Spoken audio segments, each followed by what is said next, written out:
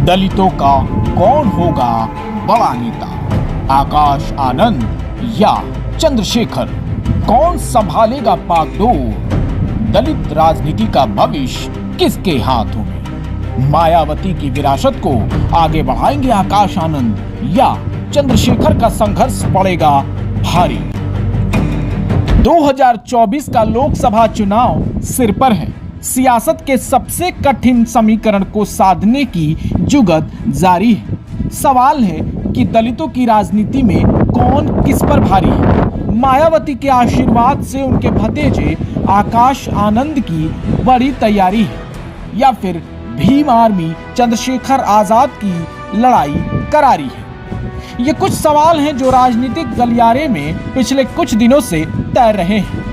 वो इसलिए कि बसपा सुप्रीमो मायावती के भतीजे आकाश आनंद इन दिनों पॉलिटिक्स में एक्टिव नजर आने लगे हैं। मायावती के भतीजे आकाश आनंद इन दिनों समाजवादी पार्टी के दिग्गज नेता प्रोफेसर राम गोपाल यादव पर सवाल उठाकर सुर्खियों में हैं। तो इससे पहले बसपा की बैठक में पहली बार शामिल होकर आकाश आनंद चर्चा में बने हुए थे। ऐसे में माना जा रहा है कि मायावती 2024 के लोकसभा चुनाव से पहले आकाश आनंद को तैयार कर रही हैं ताकि चुनाव में आकाश आनंद को उतारा जा सके।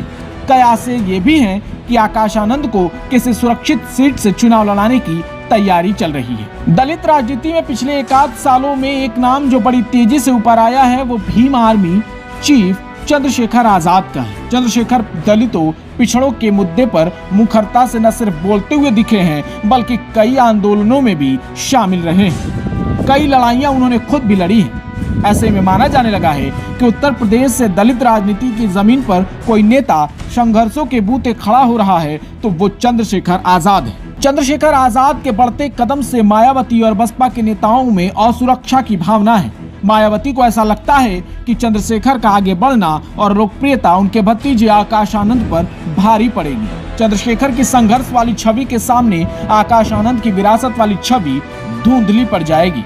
ट्विटर पर भी आकाश आनंद बनाम चंद्रशेखर आजाद की बहस जोरों पर है। आपको एक ट्वीट दिखाते हैं। अश्विनी यादव नाम के एक यूजर ने ट्विटर पर लिखा है कि सभी नेताओं के लड़कों ने अपनी पार्टी के लिए पसीना बहाया, झंडे उठाए, पदयात्रा की, फिर जाकर पार्टी में अपनी जगह बनाई, लेकिन आकाश आनंद ने बीएसपी के लिए क्या किया है?